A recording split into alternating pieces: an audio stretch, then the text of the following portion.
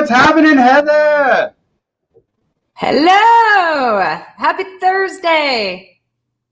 Happy Thursday to you. Ooh, you got some exciting news to share, don't you? I do. I'm coming from you live in my old rental place because I get to move into my house today, which is super exciting. I think most know my story, but we had a house fire a year and a half ago and had to rebuild between fire and asbestos. So it's taken a year and a half to get us here with a global pandemic in the middle of it all, but we get to move in today. So the movers literally came like 4 hours ago and moved all our rental furniture out of here because we did not own any of the things in here, though a year and a half you do accumulate some stuff. But yes, so I'm super excited. And again, we always come to you guys raw and live, and this is me raw and live today, coming to you from my house. So thanks for joining us. Isn't that the beauty, though? What you see is what you get. So this is not edited.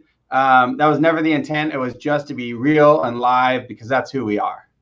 So we might make mistakes. I promise you, it will happen. And but that's okay. But that's why we do the live event. It's just a little bit different. And honestly, it's just fun. So the leaf blower guy just finally stopped. The stars are in alignment for us. Well, I'm in the office today, so it feels great. I can't wait till we're back in here more together. Like openly, right? So anyways, today we have a great topic. This is our once a month. We do this every Thursday, or this would be our third one live, the last Thursday of the month, ideally at 9:15 in the morning. But because of some leadership training that we had to go to today for Nahu or Kahu in this instance, we had to move it back a little bit, right? Awesome. Yeah, definitely worth it. So this one's a big one. We're not going to be able to get into everything in only 15 minutes because it's supposed to be short, right? We're not making a movie here, but this is a big one that we're asked all the time about. And it seems to be somewhat almost two ends of the spectrum on what people think about this question. It's accounts and brokers, and some love it and some don't. And we just want to discuss that. So Heather, what are we talking about today? So we are talking about mid-year enrollments for enhanced benefits. So that would look like rolling out enhanced benefits or having the enhanced benefits off cycle. And not in alignment with open enrollment, either continuously or more for what we're talking about today, probably for the initial rollout of it. Yeah, so open enrollment for enhanced benefits or voluntary, as some people call them, employee funded, whatever you want to call it, really those employee funded benefits being offered, not at the same time we're offering medical. Now there's goods and bads to that, right? Right. So a little bit of a horror story. Just to come out with it. We've seen this happen more often than not, actually, where somebody says, it could be an account, it could be a broker, or whoever is involved says, all right, we missed open enrollment, but now we want to introduce these voluntary benefits or these extra benefits. I'll label it that way on purpose. And so now they introduce these great plans, and the employer thinks everybody's going to enroll, but almost nobody enrolls. Well, why is that? It's because it's an afterthought, and let's be real, how many people are going to go out of their way to get more insurance, to pay more dollars for more insurance out of their pocket for something they don't understand, and there's probably no education process behind it. Those usually just don't go well, do they? No. We've been invited a few times with a prior carrier of ours and said, hey, we'd love to offer these benefits, and go sit in the corner in the break room, and we'll send out one email. And if anybody's interested, they'll come see you. Well, we get more people coming to us for auto insurance type questions for an accident plan than even really for medical based plans, right? Yes. Sometimes the only concession I've had from those enrollments was free lunch they gave me that day because I was sitting in the conference room so long. I hope you got some good ones. Yes.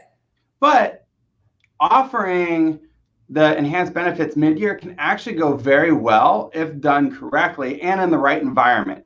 It's a little harder to pull off than doing it at the same time as medical, just because it really makes sense to offer it alongside medical, but sometimes it makes sense not to offer it at the same time. And we're seeing this more often than not right now. And we'll give you a few highlights of that.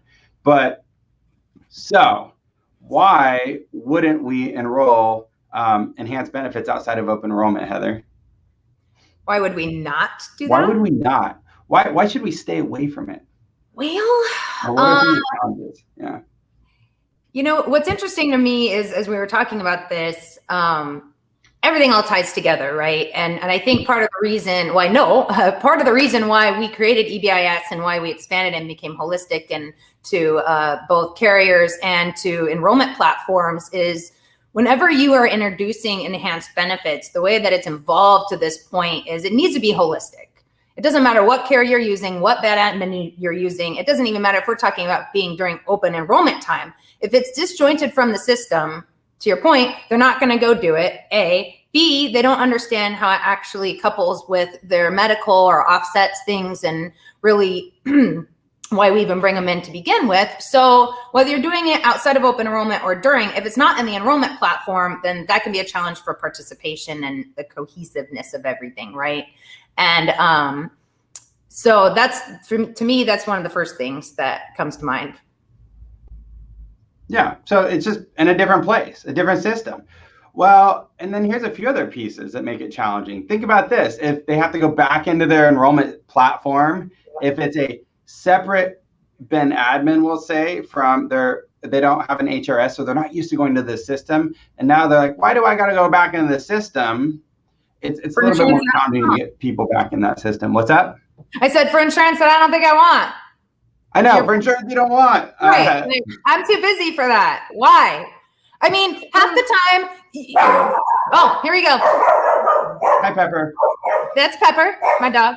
I'm doing the proverbial Zoom virtual dog barking. I do have my jeans on. Earlier, I had my pants, my pajama pants. Okay, yeah, I'll take it from here. And if they're being offered as just an extra add-on, it's probably not the best way to do it either. So really, enhanced benefits should be part of the holistic benefit offering, as Heather mentioned. It just makes a different experience. So strategy really does matter. And it's not this extra, it really is part of everything. Right, and basically what we're saying is you have to look at the logistics of it. Right. So if you know that there's no way that you're going to be able to put that into ADP for mid-year enrollment and you decide we want to do it anyways, you're going to have a bad enrollment. It makes sense to have a strategy to wait, right? I mean, that's the whole point of looking at each situation, to have the strategy and look at the logistics. And in this situation, those logistics are really one of the make it or break it things that need to be looked at. And once you find something that actually enrolls into the platform, I think that you need to have that strategy.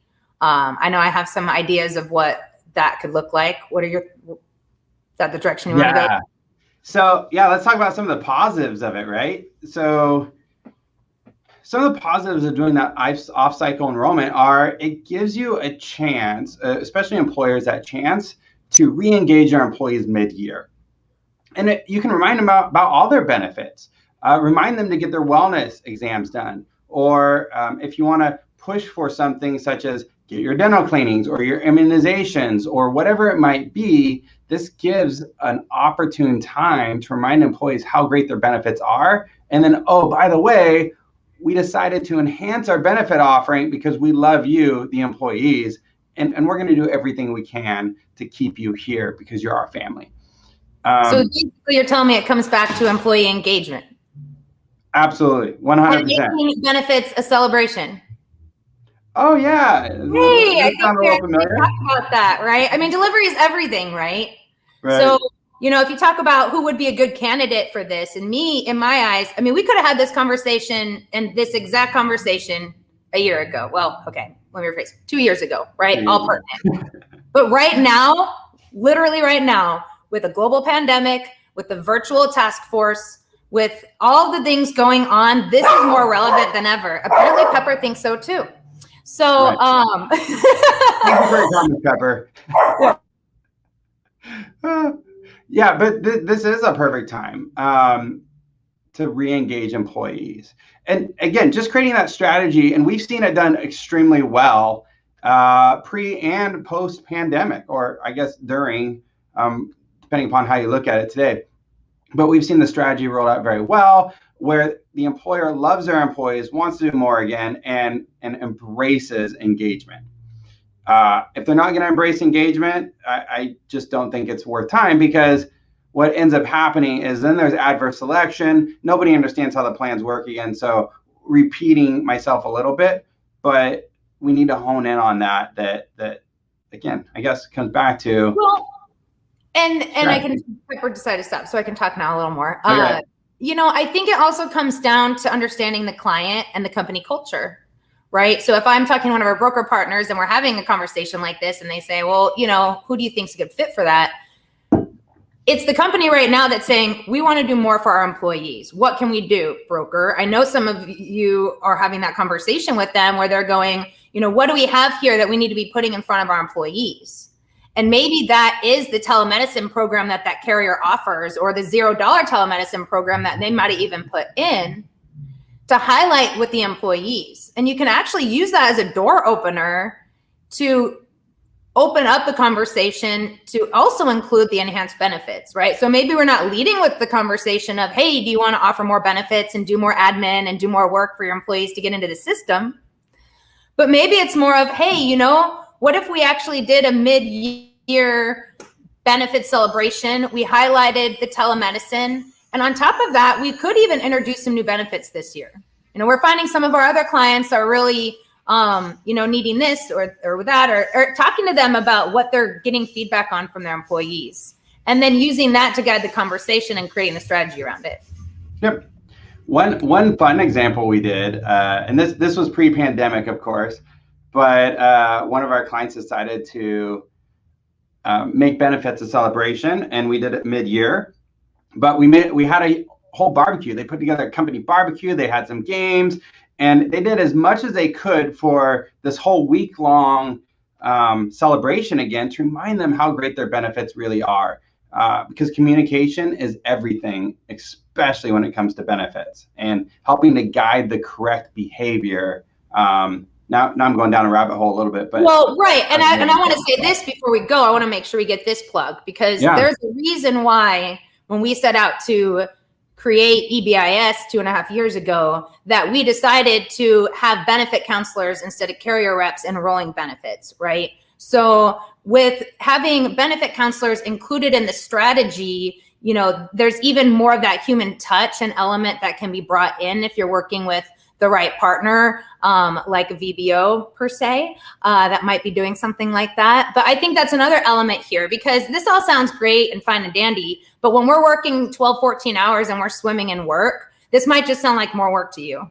So if this is more appealing, appealing to you, it probably makes sense to pair up with an agency that is their lane and actually does those things. So they're doing a lot of that for you, but you're getting the reward of it for you and your client, and all collaborating together. So that's why we brought this topic in for the day, and how it really wraps around what we stand for as an agency and what we're looking to do, because that's something different than really what's been done in the industry before, right? So we appreciate you kind of listening to the way we're trying to change the industry and some of the strategies that we're using, and many others are as well, really.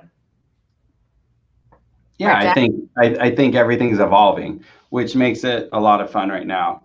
So, by the way, I just wanted to make that extra plug: non-commission, non-bonus benefit counseling in-house, which just gives it a different feel.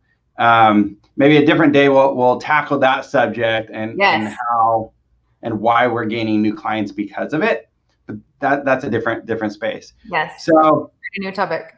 We only have a minute or two left. I wanted to point out a couple of things. Gosh,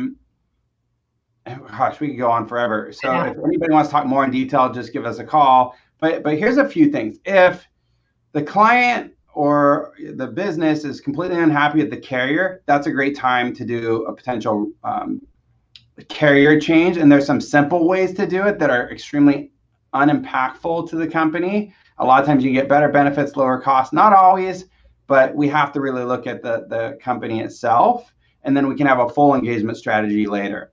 Ideally, it still is all at the same time, offering the enhanced benefits to all employees at the same time, but there's other ways around that. Thanks for that note there, Heather. Making sure that we have all the right players involved makes a huge difference on how smooth the mid-year enrollment goes. Because again, we all ran out of time. Sorry, go ahead. Oh, no, I was just saying, right. No, you're right. I'm reminded of that note you put in there. And it is so, I mean, honestly, it's a make or break it, right? We've seen it when we don't have that collaboration. And oftentimes it can mean the difference between the value we're able to bring and the engagement we're able to have with the employees. Yep. And one big note, and at least I'll finish off with this note, is make sure that you have the right carrier for the platform you're on or moving to. Because at open enrollment, you want it to all look and feel the same. Yep. So not this discombobulated, and I would probably make sure that the carrier is there now able to work with the platform, not just in the future, because as we know, things change. Right. So secure the right carrier for the situation. And if you do it right, your employees will be extremely happy. And ideally, it shouldn't be a lot of extra work. It should be very...